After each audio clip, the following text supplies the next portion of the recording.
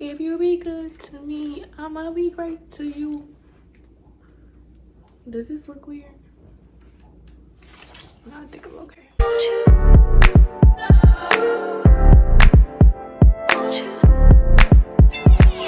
Where'd you go? Girl, you know how I've been.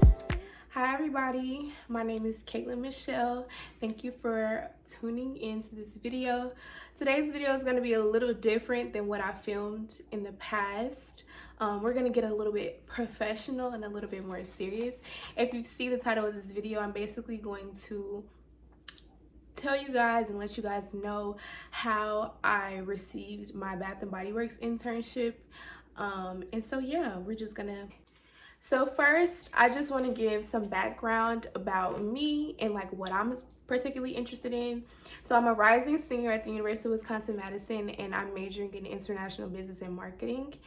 And specifically, I knew that I was passionate and just wanted to know more about marketing in fashion and beauty industries for retailers.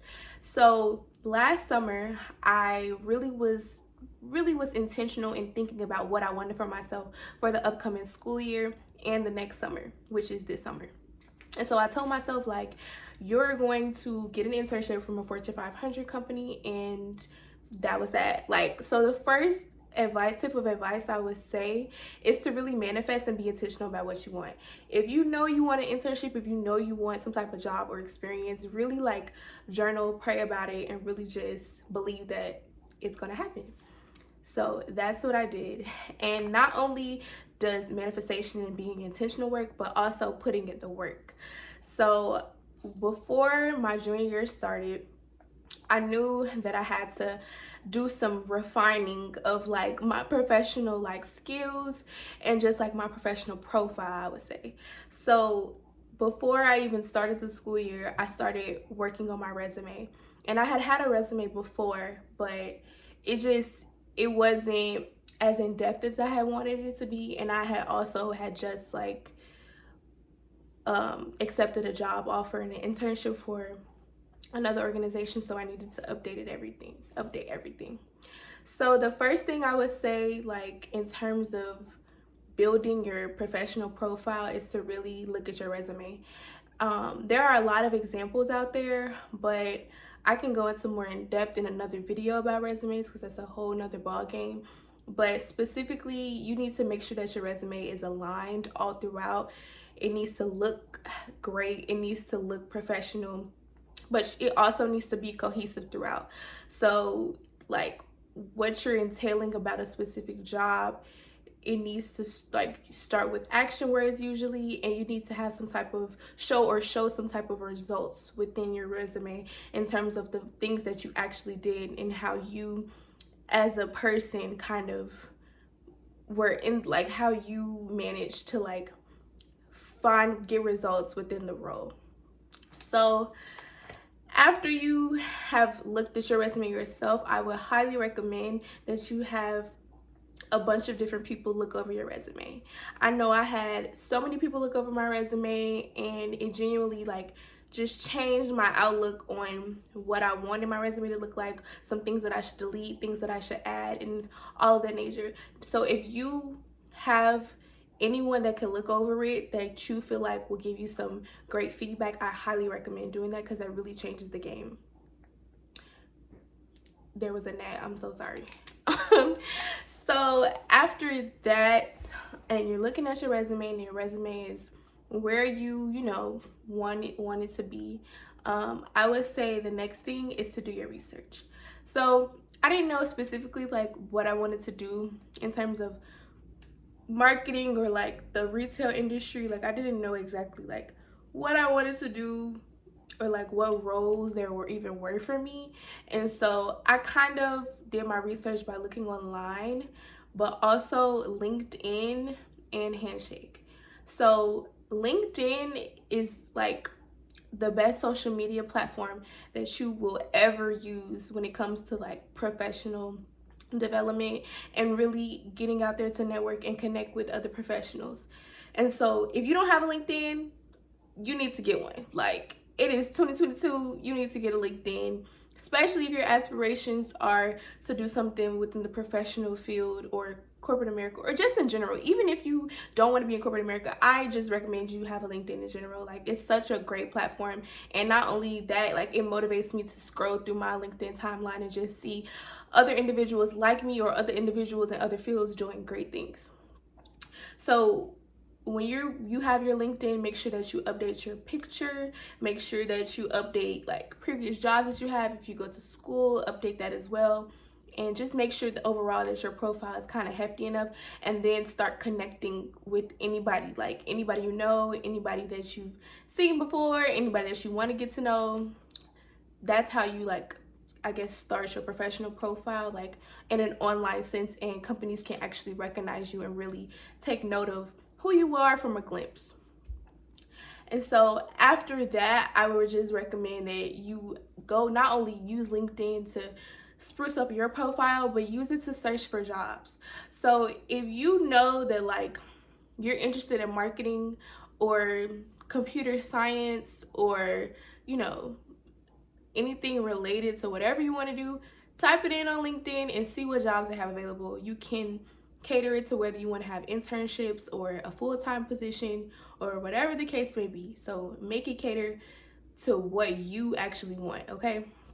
And after you do that, save those positions and use that as well. Use that. I can't even talk. Also, Handshake is another great tool. But if you're in a college or in school, a lot of you may know that Handshake is a great resource as well.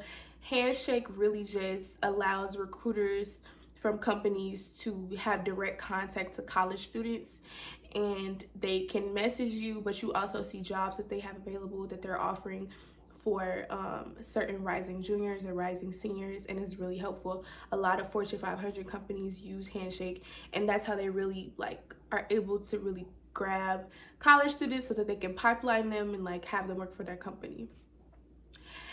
And so once you're like doing your research on LinkedIn, Handshake, even online, and you look for jobs that you specifically want, look at the qualifications, look at what the job entails in terms of like where, like just like in terms of what they're looking for, but also look at what you have to do. And I know sometimes the lingo within like job descriptions, that like they don't really like inform you enough, because like sometimes they'll use a lot of buzzwords and you're not really sure about like what that means, especially if you're entry level or you're applying for an internship position. But you can kind of get a gist of like what you'll be doing, and the entire job description is not going to explain the role, which is why you have to go through an interview process and do more research as well. But if you look at these things and say like, okay, this might align with what I specifically want or what I want to gain experience in, that's your time. Save it and apply. Now, also, if you are in a college or university, there usually are job and college fairs. And so job and college fairs are extremely helpful, and you're getting to like see a recruiter from the company, talk with them one-on-one, ask your questions, but also they're looking to you to see like, how does this person stand out among these other college students? So I know specifically when I was in school, I knew that there were job fairs going on during like the September time. There was a virtual job fair through Handshake, and there was also an in-person job fair as well. So for virtual job fairs, you usually are able to like talk with someone from a company for like 10 minutes, and you have like a certain time slot, and you're usually able to just like introduce yourself, but also have them like tell you more about the position as well.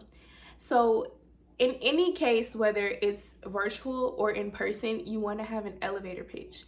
And the elevator pitch is basically a little spiel about like who you are, what you're passionate about, and how like you like a little background about who you are and like how you can relate to the role in whatever way. So for example, at a specific job fair, I'd be like, hi, my name is Caitlin Mathis. I'm currently a rising senior at UW-Madison. I'm majoring in international business and marketing, and I'm specifically interested in marketing and merchandising for fashion and beauty industries, or for fashion and beauty retailers. So that's like what I would say. And it just gives them a little spiel. It's not like a whole like introduction of who you are and everything, but it just gives them a glimpse of like, okay, we can see how this relates, or we just want to know more about you or whatever. So after you do that, you tell them why you're interested in the role, and then you ask questions. So whether it's a virtual thing or it's in person, like, come with your questions and come with things that you already have in mind, whether it's about the company as a whole, or whether it's about the role that you're applying for, or whether it's about college tips or just life in general. Like, this is your time to ask them the questions, and trust me, they want you to ask questions. It looks very good when you ask questions. And also, after you've done your research about a specific job role or company, make sure that you kind of show that while you're talking to a representative or a recruiter, because they can tell whether you've done your research or not. I know specifically for me, there was an in-person college fair, and while I was there, I had my resumes. That's another thing. Make sure that you have your resumes with you. Like, bring like 5 to 10 copies. I would say that's a lot, but make sure you bring that many copies, because that'll definitely help you in the long run. But when I was at the job fair, I specifically saw a Bath Body Works recruiter, and because of my experience, I had previously worked at Pink, and Pink was a part of L Brands, and L Brands was a larger company that entailed Pink, Victoria's Secret, and Bath Body Works. And so I knew that like L Brands had recently split, and so Victoria's Secret and Pink are now like a separate company from Bath Body Works. And that's namely because Bath Body Works is so successful right now. They're literally so successful, and they're able to like stand alone as their own corporation. So I knew this background information, and I kind of like asked the recruiter, like, hi, like, can you tell me a little bit more about the split between the L Brands and Bath Body Works, and like why this happened, and what did this entail, and what was like the significance behind it, or whatever the case may be. And she was actually very surprised that I knew that, and was like, oh, da, da, da, da. And then she kind of helped me like figure out more like reasons as to why this happened. And so I feel like this kind of really like put a good impression on her, because she was like, oh, like, you did your research. That really made myself stand out. And when you do your research, it shows. If I'm looking down, I have some notes. So after that, I would say they'll give you the information about where to apply and how to apply, and use that information. If you had a really great conversation with someone at an in-person job fair, then make sure, or virtual, make sure that you are actually like reaching out to them. I think it is very impressionable when you get someone's information and you reach out to them like, hi, such and such, it was great meeting you, da da da da. I look forward to talking with you in the future. Thank you for your time, or something of that nature. And people kind of remember your name, and they remember like who this person is. So make sure that you email a recruiter or a representative if you have their information. So just thank them for talking with you and whatsoever. So after you have all this information, I would say it is time for you to apply. And applications usually aren't that bad. They ask you the basic information. They actually like put your resume in there. Some applications may ask you to go into more in depth about why you're interested and why you think you might be an asset. Some applications don't require that. Like, it's usually one and done, and that's what the interview's for. But it just depends. And then after that, it's time to wait to see if you'll get the interview or not. I would really encourage anybody to not be discouraged if you don't get an interview for a place, because there are so many applicants, and like you're really in a pool of large people. And so I would suggest really applying to like about like 5 to 10 jobs at a time, because that may really help. Like out of 10, I'm sure you're gonna hear back from one. Some people might recommend 20 or more. If this is your first time, I wouldn't recommend doing that much, just because like you need to like, you know, get accustomed to applying to jobs and getting interviews and things like that. So I think 5 to 10 is a great number. I know I had applied to like around 5 for my first time, and I heard back from like all of them. But I also think that my experience and the way I talk to recruiters was also a good like way for me to like get my foot within the door as well. And so specifically, I got interviews for other companies, but I'm gonna specifically talk about Bath and Body Works. So my Bath and Body Works process was very like, I would say kind of, it wasn't rigorous, but like there was a lot that went into it. I first had to do a video interview, and that was basically them asking me questions about the role. And so it wasn't a video interview where there was a live person talking. I basically had to record myself and answer the questions that were given. And so they asked me about what the role I was applying for. So for example, I applied for a merchandising role, and people don't really know what merchandising is.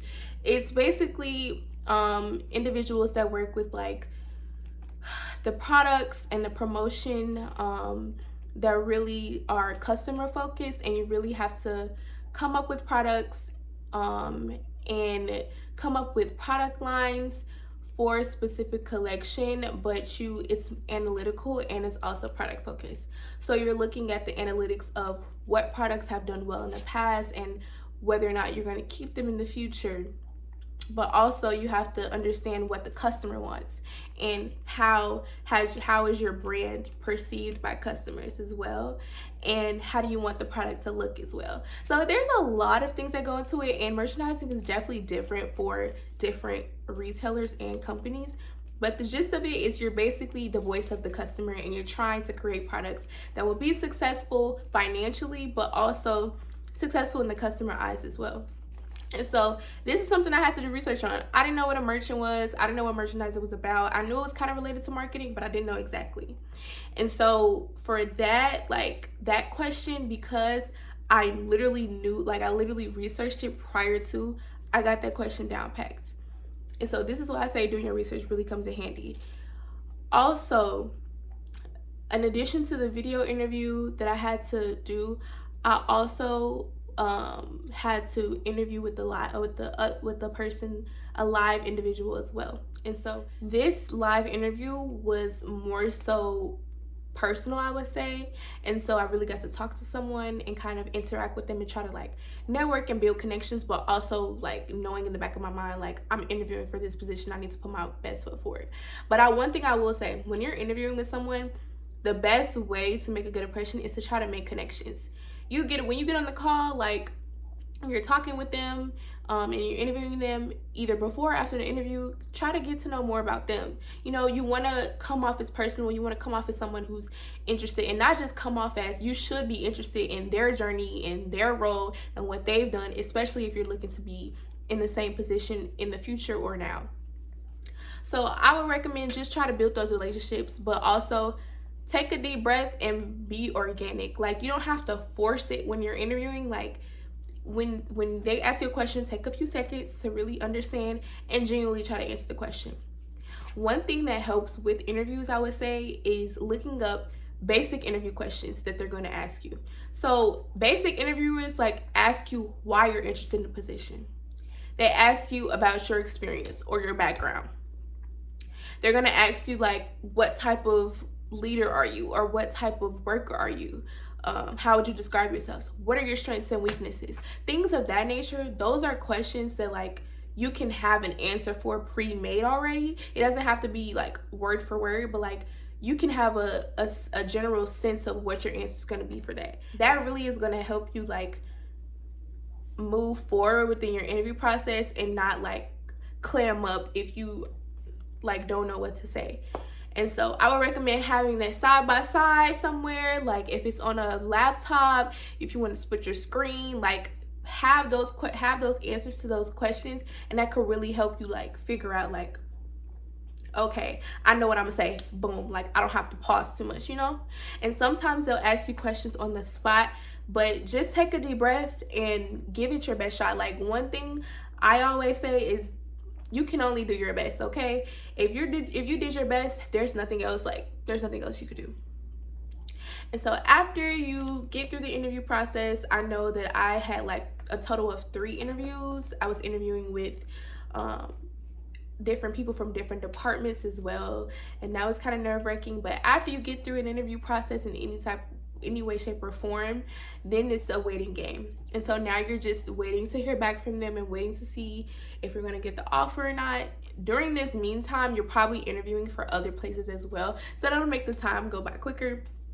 I know specifically when I was waiting for Bath Body Works, I had got offers from other companies. And so during this time, I really wanted to work for Bath Body Works, but I wasn't hearing back from them. And so I was like, oh my gosh, like I'm getting offers from other places, but you know, I haven't heard anything back. Like what is it? And so I personally reached out to them to let them know, like, hi, like I just would like to know like about your decision for after the interview process. I have other offers waiting for me, and I just would like to, you know, figure out how I should move about, or how I should move going forward, you know. And so literally when I sent that email, they literally like, when do you need to know by? And like I told them when I needed to know by, and literally like the next day I received a call that I got the offer. So it's really like, one thing I will say is I kind of don't know that if I had not reached out, if I would have got the position or not. And so me being transparent, that really is like a lesson to me that you have to be proactive. If you're not hearing back from someone, if you literally just want to know about how you should proceed and move forward, it is okay to reach out. Like, companies aren't going to fault you for that. If anything, they're going to see that you're motivated and that you actually are taking the time to be cognizant of their time and your time. So like, I would genuinely just reach out to a company if you haven't heard back from them, and the worst they could do is say no. And at that point, you just need to try again. This is trial and error. Things aren't always gonna go the way that you want them to, but as long as you're proactive and you're advocating for yourself, everything will fall into place, especially if you've actually put in the work. If you put in the work for it, I promise you everything's gonna come into fruition. So don't even worry about it. So I received my offer for Bath Body Works like during November, and I was so happy. I was so elated. Like, I was just so happy that this was my first like actual company, like Fortune 500 company at least, that I was receiving an offer for. And I was just excited. It was in another place, and I was just so excited. And so yeah, that is how I got my internship. I can definitely do another video about like my experience as a Bath Body Works intern, because it's not over yet. I'm like halfway through the internship, and so far I really love it, but I can go into more depth about that and just merchandising in general. And yeah, like I'm just so happy to be in this position. I give God all the glory and the praise, because without him, this wouldn't have happened. And so yeah, I'm just so grateful to be in this position. And I just want to help others if you're looking to do something similar, or even if you don't know even where to start if you want an internship. So if you have any more questions, make sure that you comment below, or you can follow me on my socials and DM me personally, and I'll be sure to answer all your questions. And yeah, thank y'all so much for watching, and I hope to see you in my next video. Bye.